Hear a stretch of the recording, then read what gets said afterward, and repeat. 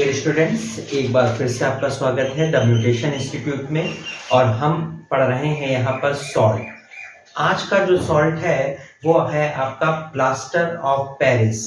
Plaster of Paris को देखिए, इसका केमिकल नेम, इसके साथ इसका फॉर्मूला। तो देखिए, प्लास्टर ऑफ पेरिस के बारे में बात करें। Plaster of Paris is calcium sulphate hemihydrate. ये वर्ड आ गया हेमीहाइड्रेट, ध्यान दीजिएगा। और कैल्शियम सल्फेट हाफ हाइड्रेट, या तो प्लास्टर ऑफ पेरिस को बोल सकते हैं कैल्शियम सल्फेट हेमीहाइड्रेट, या इसे हम कह सकते हैं calcium sulphate half hydrate. Formula देखते हैं तो ज्यादा समझ में आएगा। देखिए आइए, CaSO4 half H2O, half H2O।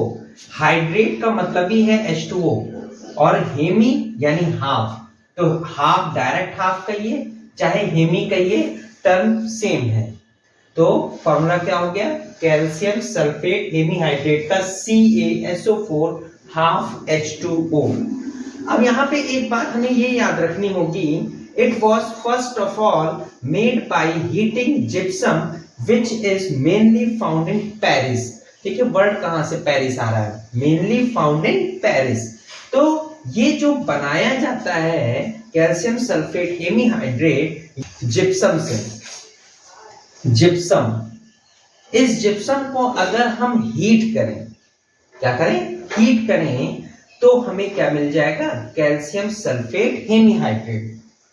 और ये जिप्सम मिलता कहां पर है, मेनली पेरिस में, इसीलिए इसका नाम है प्लास्टर ऑफ पेरिस।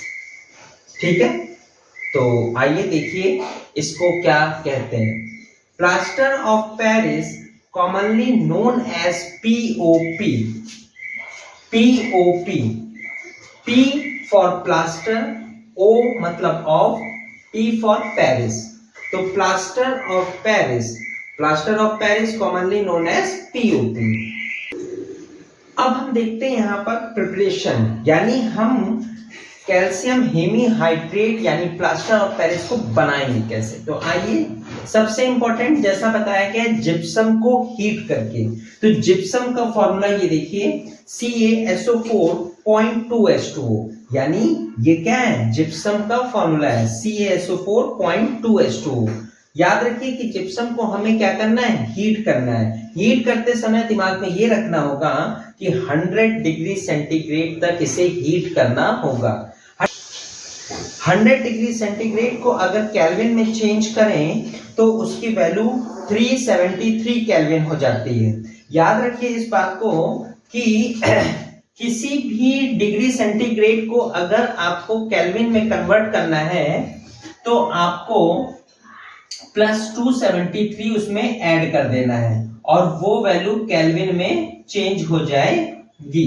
ठीक है, तो याद रखिए कि किसी भी डिग्री सेंटीग्रेड को अगर आपको केल्विन में बदलना है तो उस डिग्री सेंटीग्रेड में 273 ऐड कर देंगे, तो वो जो वैल्यू है, वो जो टेम्परेचर है, वो केल्विन में चेंज हो जाएगा। तो ध्यान दीजिए, जिप्सम को हम हीट कर रहे हैं 100 डिग्री सेंटीग्रेड, या हम ऐसा भी कह सकते हैं कि 373 केल्विन पर। तो इसके थ्रू हमारा बन जाएगा कैल्शियम सल्फेट हेमीहाइड्रेट यानी POP, और साथ में बनेगा आपका 1.5 H2O। ध्यान दीजिए, हाफ H2O तो यहाँ है, तो हमने कितने H2O लिए थे, 0.2 H2O थे ना हमारे पास। तो 2 H2O में से हाफ H2O ये रहा, तो आपके पास कितना लेफ्ट रह गया, 1.5 H2O। तो इसलिए 1.5 H2O बाहर हो जाएगा। इसी इक्वेशन को हम कुछ इस तरह भी दिखा सकते हैं कि अगर वैल्यूएं डबल कर दें, क्या करते हैं, यहां पर ध्यान दीजिए, हमने जो जिप्सम लिया था उसकी क्वांटिटी 1 थी, लेकिन यहाँ पे जो जिप्सम लिया है उसकी क्वांटिटी क्या कर दी है, जस्ट डबल 2 कर दी है। तो हमारे पास ये सारी वैल्यूएं क्या हो जाएंगी, डबल हो जाएंगी। तो जो हमको कैल्शियम सल्फेट हेमीहाइड्रेट मिल रहा था, अब यहाँ पर 2 मिल गया है, और ये जो हाफ था, 2 हाफ मिलके पूरा एक H2O का पार्टिकल बना रहे हैं। साथ साथ में ये 1.5 था, तो ये आपस में 2 मिलके कितने बना लेंगे, 3H2O। तो कुछ इस तरह भी हम इसी रिएक्शन को शो कर सकते हैं। तो ध्यान दीजिएगा कि प्लास्टर ऑफ पेरिस, जिसको हम लोग कैल्शियम सल्फेट हेमीहाइड्रेट या कैल्शियम सल्फेट हाफ हाइड्रेट के नाम से जानते हैं, फॉर्मूला CaSO4 हाफ H2O, इसको किससे बनाया जाता है? जिप्सम को हीट करके बनाया जाता है। मेनली ये फाउंड होता है पेरिस में। इसके अलावा इसको कॉमनली नोन जो होता है, जिससे हम आसानी से जानते हैं, साधारण नाम जिसको कहते हैं POP। प्रिपेयर कैसे करेंगे? जिप्सम को 100 डिग्री सेंटीग्रेड तक हीट करेंगे, जिसके थ्रू हमें POP मिल जाएगा। चलिए आगे देखते हैं इसके प्रॉपर्टीज। आइए अब हम यहाँ पे इसकी प्रॉपर्टीज पढ़ना चाहते हैं। देखिए फर्स्ट प्रॉपर्टी है POP is a white powder, तो ये व्हाइट कलर का पाउडर होता है। सेकंड है it has a very remarkable property of setting into hard mass on waiting with water. अगर इस POP को हम पानी में क्या करें? मिलाएं, तो ये बिल्कुल हार्ड हो जाता है, बहुत ही ज्यादा हार्ड हो जाता है। इसी बात को बताया गया है कि setting into hard mass on waiting with water. ठीक है, अगला देखिए, POP should be stored in a moisture proof container. इसे मॉइस्चर प्रूफ कंटेनर में ही रखना होता है। तो देखिए हम लोग अपनी पहली यहाँ पे यूज देख रहे हैं, use in a hospital for setting fractured bone. यहाँ पे एक्चुअली में होता क्या है, हॉस्पिटल्स में इसका यूज किया जाता है। जैसे किसी व्यक्ति की हाथ पैर या किसी चीज की हड्डी टूट जाती है, यानी फ्रैक्चर्ड हो जाती है बोन, तो उसे क्या होता है, उसके ऊपर प्लास्टर ऑफ पेरिस की कवर चढ़ाया जाता है, जिससे वो एक प्रॉपर पोजीशन पे सेट हो सके, जिससे आपकी जो हीलिंग है, जो फ्रैक्चर्ड बोन है, वो बहुत ही जल्दी आसानी से बिना हिले डुले जल्दी से जल्दी ठीक हो पाती है। इसीलिए यहाँ पर POP का यूज किया जाता है। अगला देखिए यहाँ पर मेकिंग टॉयज, खिलौने बनाने में, डेकोरेटिव मटेरियल्स, कॉस्मेटिक, स्टैचू, मूर्तियां बनाने में, ब्लैकबोर्ड चौक, ब्लैकबोर्ड की चौक। ठीक है, आइए, used as a fireproof material. Fireproof material यानी ऐसा मटेरियल है जिसपे फायर का कोई इफेक्ट ना पड़े। ठीक है, तो ऐसा मटेरियल बनाने के लिए यूज किया जा सकता है। Use for making surface smooth before painting them. आपने देखा होगा कि आजकल जो है हमारे घरों की जो दीवारें हैं बहुत ही स्मूथ होती हैं। वो इसी कारण होती है क्योंकि सबसे पहले इस पे दीवारों पर POP की एक लेयर चढ़ाई जाती है, फिर उसके बाद उस पे पेंटिंग की जाती है। ठीक है, आइए, सीलिंग द एयर गैप्स, यानी जो हमारा कहीं पे गैप रह गया है किसी भी पोजीशन पे, तो अगर ये POP लगा देते हैं तो वो गैप फिल हो जाता है।